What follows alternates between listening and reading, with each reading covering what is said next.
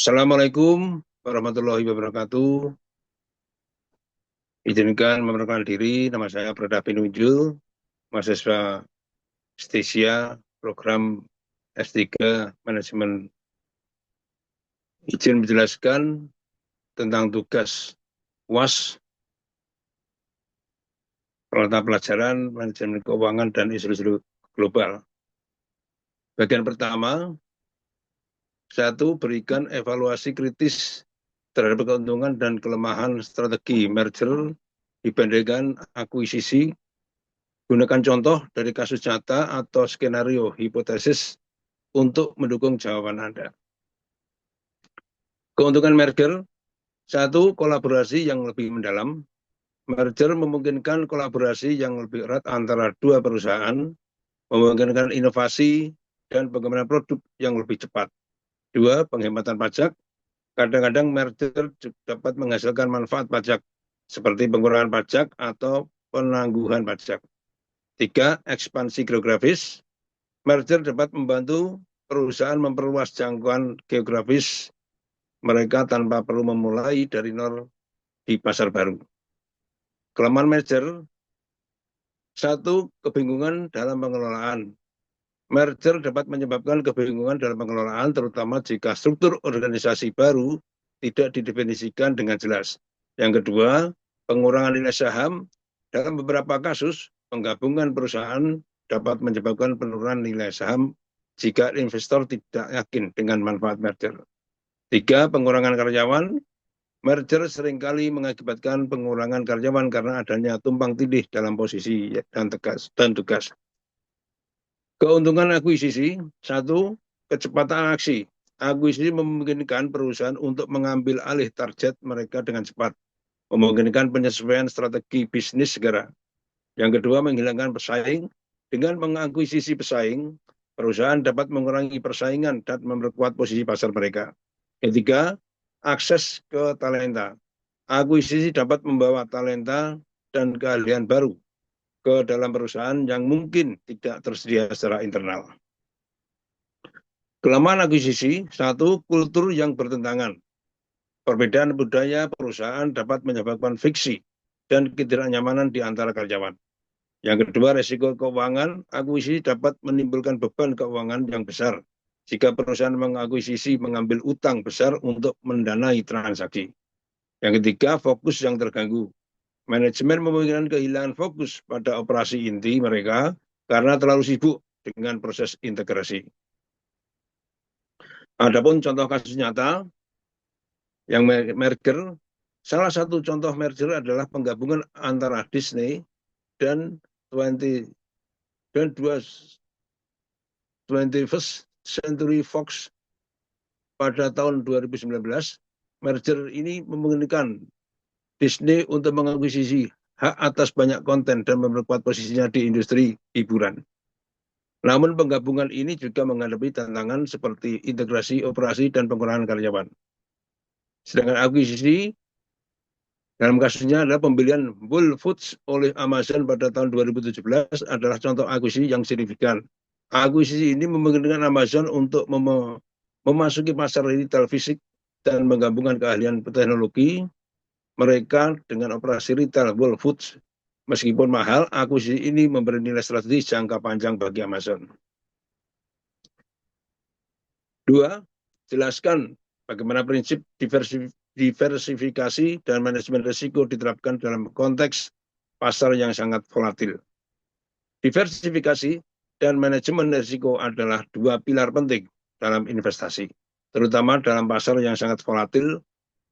Berikut adalah penjelasan tentang bagaimana kedua prinsip tersebut diterapkan. Diversifikasi.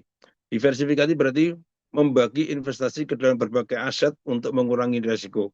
Dalam pasar yang volatil, diversifikasi menjadi sangat penting karena volatilitas dapat mempengaruhi harga aset secara signifikan dalam waktu singkat. Contoh diversifikasi, aset kelas, investasi dalam berbagai kelas aset seperti saham, obligasi, komoditas, dan real estate. Jika salah satu kelas aset mengalami penurunan, aset lainnya memungkinkan dapat menyumbangkan kerugian tersebut. Sektor industri menginvestasi dana di berbagai sektor industri, misalnya teknologi, kesehatan, keuangan, untuk mengurangi risiko spesifik sektor. Geografis menyebar investasi di berbagai negara atau wilayah untuk mengurangi risiko geografis dan politik. Manajemen risiko melibatkan identifikasi, analisis, dan mitigasi risiko investasi. Ini termasuk mengatur strategi yang tepat untuk menghadapi ketidakpastian pasar. Strategi manajemen risiko. 1. Stop loss order. Pemerintah untuk menjual aset jika harga turun ke tingkat tertentu yang membantu membatasi kerugian. Hedging, menggunakan instrumen keuangan seperti opsi atau futurus untuk melindungi portofolio dan pergerakan harga yang merugikan. Analisis fundamental dan teknikal, menggunakan analisis dana keuangan perusahaan dan pola grafik harga untuk membuat keputusan investasi yang lebih terinformasi. Rebalancing, menyesuaikan proporsi investasi dalam portofolio secara berkala untuk mempertahankan alokasi aset yang diinginkan dan mengurangi risiko. Penerapan dalam pasar volatil. Dalam pasar yang sangat volatil, investor seringkali menghadapi fluktuasi harga yang tajam dan tidak terduga. Berikut adalah beberapa cara diversifikasi dan manajemen risiko diterapkan. Diversifikasi aset, memastikan bahwa portofolio tidak terlalu tergantung pada satu jenis aset atau sektor industri. 2. Penggunaan instrumen derivatif, menggunakan opsi, futurus, dan produk derivatif lainnya untuk mengelola risiko dan melindungi portofolio dari volatilitas harga. 3. Pemantauan dan penyesuaian berkala. Secara rutin mengevaluasi dan menyesuaikan portofolio untuk mengadaptasi perubahan kondisi pasar. Dengan menerapkan prinsip diversifikasi dan manajemen risiko secara konsisten, investor dapat lebih siap menghadapi tantangan dalam pasar yang sangat volatil dan mengurangi potensi kerugian. 3. Dengan munculnya tren seperti robo-advisor dan investasi berbasis IA, analisis bagaimana peran manajer kekayaan akan merubah di masa depan. Tren robo-advisor dan investasi berbasis IA memang membawa banyak perubahan signifikan bagi peran manajer kekayaan. Berikut adalah beberapa perspektif tambahan. 1. Analisis prediktif. AI memiliki kemampuan analisis prediktif yang kuat, yang dapat membantu manajer kekayaan untuk memprediksi tren pasar yang mengidentifikasi pasar investasi di masa depan. Ini memungkinkan mereka untuk mengambil keputusan yang lebih proaktif dan strategis. 2. Diversifikasi portofolio. Dengan bantuan AI, manajer kekayaan dapat dengan mudah menganalisis bagaimana instrumen investasi dan membangun portofolio yang lebih terdiversifikasi. AI juga dapat membantu dalam menilai risiko dan potensi imbal hasil dari berbagai aset. Pelayanan 24/7. Teknologi AI memungkinkan layanan yang tersedia sepanjang waktu. Dengan chatbot dan asisten virtual, klien dapat menerima bantuan dan informasi kapan saja, bahkan di luar jam kerja. 4. Peningkatan aksesibilitas. Robo-advisor membuat pelayanan keuangan lebih mudah diakses oleh masyarakat luas, termasuk mereka yang memiliki modal investasi yang lebih kecil. Ini dapat membantu dalam mengurangi kesenjangan keuangan dan memberikan lebih banyak orang kesempatan untuk berinvestasi. 5.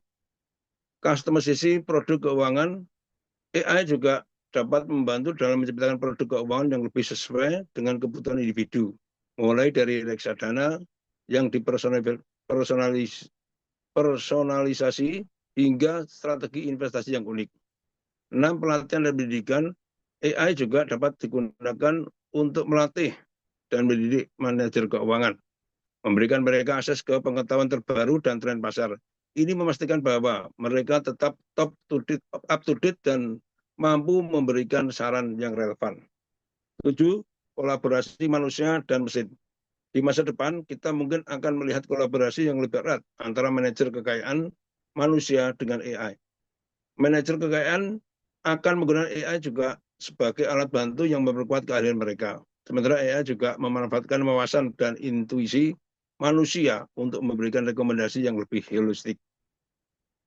Dengan demikian, meskipun AI dan robot advisor juga akan mengambil alih beberapa tugas, peran manajer kekayaan masih tetap penting dan bahkan dapat menjadi lebih strategis dengan bantuan teknologi ini. Keempat, jelaskan pengertian dan kaitan dengan kondisi perekonomian Indonesia dan global saat ini dan beri contoh yang relevan untuk istilah sebagai berikut. A. High risk, high return. Definisi prinsip ini menyatakan bahwa semakin tinggi risiko suatu investasi, maka semakin tinggi pula potensi pengembaliannya. Kaitan dengan kondisi ekonomi di Indonesia, sektor pariwisata dan perikanan berpotensi menawarkan keuntungan besar bagi investor yang berani. Meskipun ada banyak faktor tak terduga seperti bencana alam atau perubahan kebijakan. Dalam konteks global, pasar saham di negara berkembang seringkali menawarkan peluang high risk, high return karena pertumbuhan ekonomi yang cepat namun disertai dengan ketidakstabilan politik dan ekonomi. B. Systematic risk, unsystematic risk, dan total risk. Definisi systematic risk, risiko yang mempengaruhi seluruh pasar industri seperti inflasi, perubahan suku bunga, atau krisis ekonomi global. 2. Unsystematic risk, risiko ini spesifik untuk perusahaan atau industri tertentu, seperti keputusan manajemen atau persaingan yang meningkat. 3. Total risk, jumlah keseluruhan dari risiko sistematik dan risiko tidak sistematik kaitan dengan kondisi ekonomi di Indonesia. Risiko sistematik bisa muncul dari kebijakan pemerintah yang berubah atau ketidakstabilan politik. Risiko tidak sistematik ini bisa terjadi pada perusahaan-perusahaan yang beroperasi di sektor energi sangat dipengaruhi harga minyak global. Contoh, total risiko adalah ketika ada perubahan besar dalam kebijakan perdagangan global yang mempengaruhi seluruh pasar, sementara ada juga masalah internal di perusahaan tertentu. Diversifikasi dan portofolio. Definisi, 1. Diversifikasi strategi untuk mengurangi risiko dengan menyebarkan investasi ke berbagai aset atau sektor yang tidak berkorelasi. Portofolio adalah kumpulan investasi yang dimiliki oleh seorang individu atau institusi mencakup berbagai jenis aset. Kaitan dengan kondisi ekonomi, dalam ekonomi yang berfluktuasi, diversifikasi adalah kunci untuk mengelola risiko. Seorang investor di Indonesia bisa menempatkan sebagian dana di saham lokal, obligasi, real estate, dan sebagian lagi di investasi luar negeri. Diversifikasi membantu melindungi investasi dari kerugian besar akibat krisis di satu sektor atau wilayah tertentu. Misalnya, ketika pasar saham Indonesia sedang turun, investasi pasar obligasi atau properti mungkin masih memberikan pengembalian yang stabil. Bagian 2, saudara diminta untuk melakukan analisis laporan keuangan perusahaan PT Bank Sentral Asia. A. Download laporan keuangan tahun 2020 sampai 2023. Lanjut. Ini adalah tabel melakukan analisis resiko dan mencoba jelaskan artinya. Yang pertama, rasio keuangan permodalan, rasio kecukupan modal atau KAR tahun 2023 29,40%, tahun 2022 25,80%, tahun 2021 25,70%, dengan tahun 2020 25,80%. Rasio modal inti utama tahun 2023 28,30%, tahun 2022 24,80%, tahun 2021 24,70%, tahun 2020 24,80%. Rasio modal pelengkap tahun 2023 1,110%. Tahun 2022 1,00%, 2021 1,01%, dan 2022 1,00%. Ini adalah tabel, tidak dibagikan semua, namun ini berupa gambaran. Kemudian saya lanjutkan, permodalan, rasio kecukupan modal meningkat menjadi 29,4% pada tahun 2023, menunjukkan posisi permodalan yang sangat kuat. Kuartil 1 juga mengalami peningkatan signifikan menjadi 28,3%. Kualitas aset, NPL bruto sedikit meningkat menjadi 1,9%, namun masih terjaga di bawah 2%.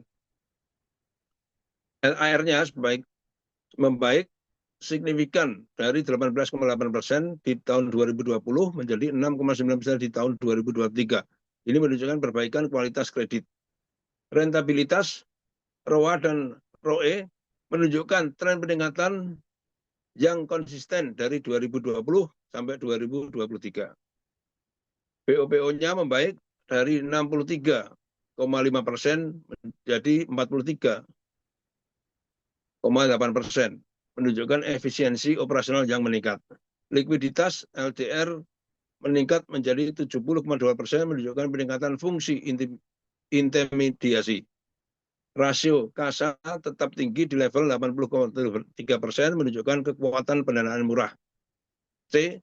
Kaitan hasil analisis rasio tersebut dengan kondisi lingkungan seperti perubahan tatanan global, khususnya supply chain akibat adanya perang Rusia dan Ukraina pada tahun dan perang di Timur Tengah. Berdasarkan analisis resiko keuangan BCA tahun 2020 sampai 2023, terdapat beberapa kaitan dengan kondisi lingkungan global, yaitu kualitas aset dan manajemen resiko. NPL bruto BCA sedikit meningkat 1,7% menjadi 1,9% di tahun 2023, namun masih terjaga di bawah 2%, meski terjadi disrupsi supply chain global. Hal ini menunjukkan kehati-hatian BCA dalam penyaluran kredit di tengah-tengah ketidakpastian. LAR membaik signifikan dari 18,8% di tahun 2020 menjadi 6,9% di tahun 2023. Ini mencerminkan pulihnya kualitas kredit seiring adaptasi debitur terhadap perubahan rantai pasok global. Likuiditas dan pendanaan, LDR meningkat dari 65,2% menjadi 70,2%, menunjukkan peningkatan fungsi intermediasi bank namun tetap terjaga di level yang aman. Kasa rasio tetap tinggi di level 80,3%, mencerminkan kuatnya pendanaan murah BCA meski terjadi volatilitas pasar akibat konflik geopolitik. Profitabilitas dan efisiensi, ROA dan ROE menunjukkan tren peningkatan yang konsisten dari tahun 2020 sampai dengan tahun 2023 mencapai 3,6% dan 23,5%. Hal ini mengindikasikan BCA mampu beradaptasi dengan perubahan tatanan global. BOPO membaik dari 63,5% menjadi 43,8%, menunjukkan efisiensi operasional yang meningkat meski terjadi tekanan inflasi global. Permodalan KAR meningkat menjadi 29,4%, jauh di atas ketentuan minimum, memberikan bantalan yang kuat dalam menghadapi potensi gejolak akibat konflik geopolitik. Secara keseluruhan, rasio-rasio keuangan BCA menunjukkan ketahanan dan kemampuan adaptasi yang baik terhadap disrupsi di supply chain global akibat konflik geopolitik, didukung oleh penerapan manajemen risiko dan prudent serta posisi permodalan dan likuiditas yang kuat. Demikian yang dapat kami sampaikan. Terima kasih. Mohon maaf apabila ada kekurangan.